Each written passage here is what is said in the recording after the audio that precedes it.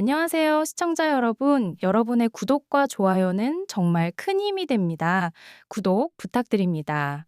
그럼 오늘의 사연 시작하겠습니다. 저는 올해 39살 요양병원에서 근무한 지 11년째 되는 간호사입니다. 많은 환자들을 만나고 또 떠나보내는 일을 반복하다 보면 사람의 삶이라는 게 참 복잡하면서도 어떤 흐름을 가지고 있다는 생각을 자주 하게 되는데요. 오늘 이야기하려는 분은 제 인생에서 그 흐름이 얼마나 신비롭고 따뜻하게 이어질 수 있는지를 보여준 분입니다. 사건은 새 환자가 들어오던 날 시작됐습니다. 82세 남성 환자였고 오랜 기간 혼자 살아오다 건강이 급격히 악화되어 요양병원에 오게 된 분이었습니다.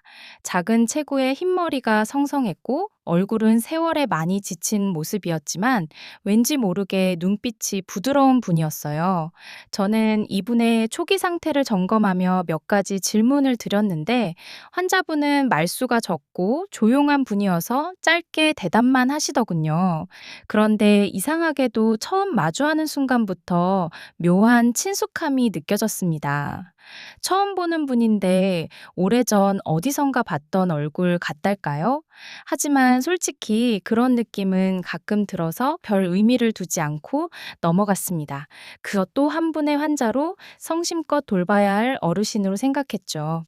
그런데 그날 밤 저는 환자분을 다시 보러 들어갔다가 책상 위에 놓여 있는 낡은 작은 스케치북을 보게 됐습니다. 반쯤 펼쳐져 있었는데 제가 스케치북을 본 순간 가슴이 철렁 내려앉았습니다. 그 속에는 아주 익숙한 그림이 있었습니다.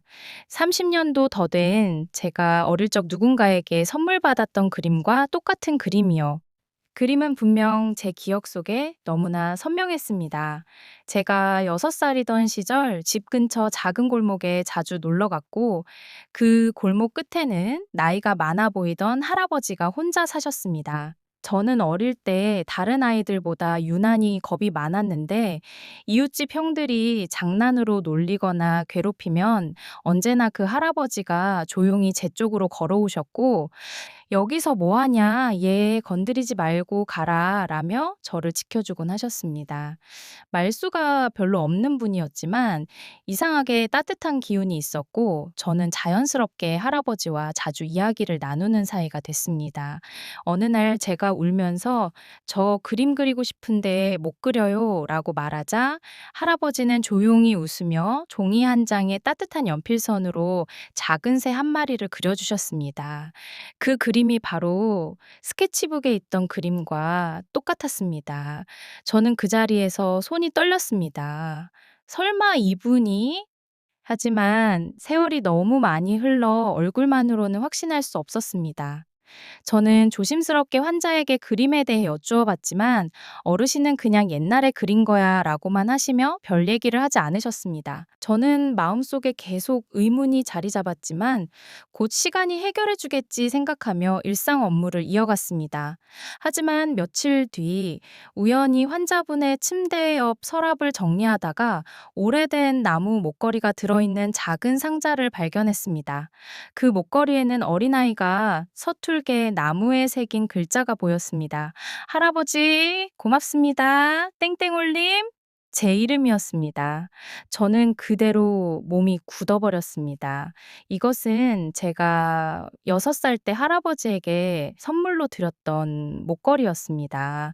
갑자기 모든 퍼즐이 단번에 맞춰졌습니다. 눈앞의 환자는 제가 어릴 적 늘 지켜주던 그 이웃 할아버지였습니다. 저는 서랍을 덮고 한참 동안 자리에서 일어나지 못했습니다.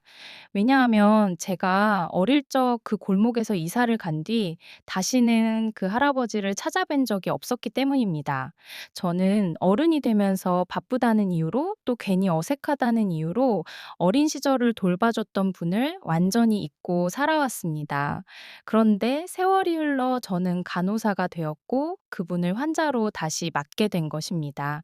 하지만 저는 바로 사실을 밝히지 못했습니다. 할아버지의 건강은 나빠지고 있었고 혹시나 감정적으로 흔들릴까 두려웠습니다.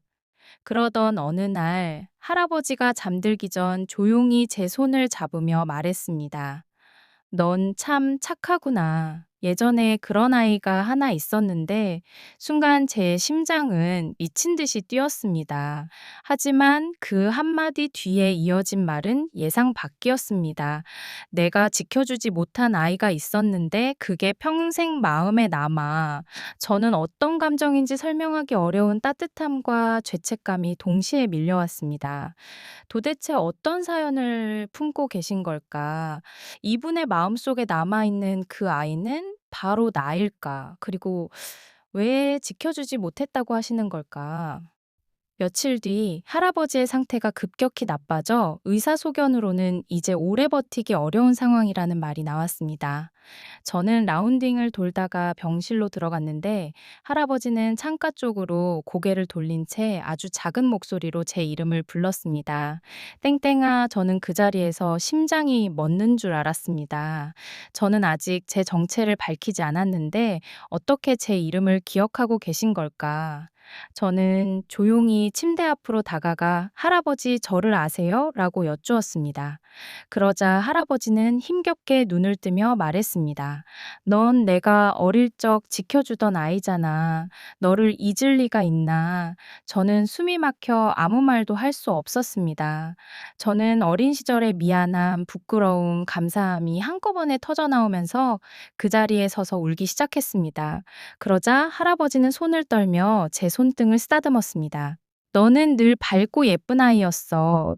내가 조금만 젊었더라면 더 지켜줄 수 있었을 텐데. 그 말을 들은 순간 저는 무너져 내렸습니다. 아니에요, 할아버지. 저는 잘 컸어요. 덕분에요. 그러자 할아버지는 미약한 미소를 지으며 말씀하셨습니다. 그래, 그거면 됐다. 내가 바란 건 그거 하나였어. 그리고 할아버지는 옆에 놓여 있던 작은 나무 상자를 제 손에 쥐어 주었습니다.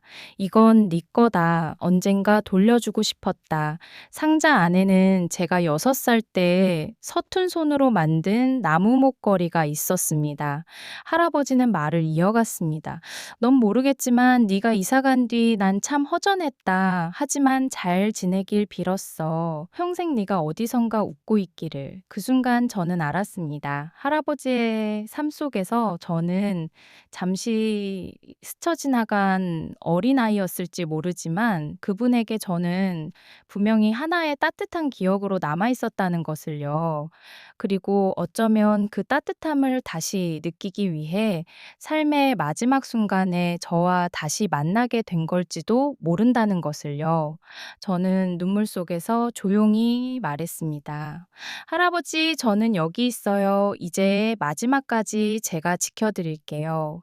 그러자 할아버지는 아주 작은 미소를 지은 채 눈을 감았습니다. 그리고 한마디를 남겼습니다. 땡땡아, 고맙다. 그날 이후 할아버지의 몸 상태는 빠르게 나빠졌고, 며칠 뒤 새벽 결국 조용히 세상을 떠나셨습니다. 저는 마지막 순간까지 그분 곁에 있었습니다. 오래전 어린아이였던 제가 그분에게서 보호받았다면, 이제는 제가 그의 마지막 길을 지켜드리는 것이 자연스러운 흐름이라고 느꼈기 때문입니다. 장례 절차가 끝날 때까지 저는 할아버지의 손을 놓지 않았습니다. 장례가 끝나던 날, 저는 할아버지가 남긴 상자를 다시 열어보았습니다. 그 안에는 목걸이와 함께 작은 종이가 들어 있었습니다. 종이에는 이렇게 적혀 있었습니다. 넌 나에게 선물 같은 아이였다. 내가 웃고 살아준다면 나는 그것으로 충분하다. 글씨는 많이 흔들렸지만 그 안에 담긴 진심만큼은 너무나 선명했습니다. 저는 그날 아주 오래 울었습니다.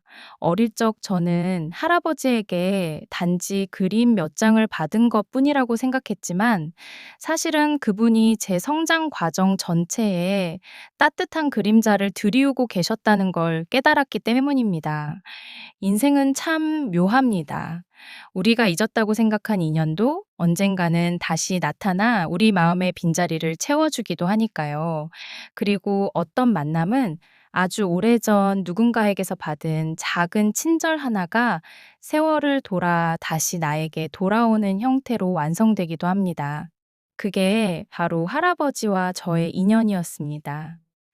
시청자 여러분, 어쩌면 여러분의 인생에서도 이런 인연이 있을지도 모릅니다. 누군가에게 건넨 작은 친절 하나가 그 사람의 마음 한구석에 평생 남아 있다가 아주 뜻밖의 순간 여러분에게 다시 돌아오는 기적 같은 일 말입니다. 이게 돌봄을 맡은 환자가 알고 보니 어릴 적 저를 지켜준 이웃 할아버지였던 이야기입니다.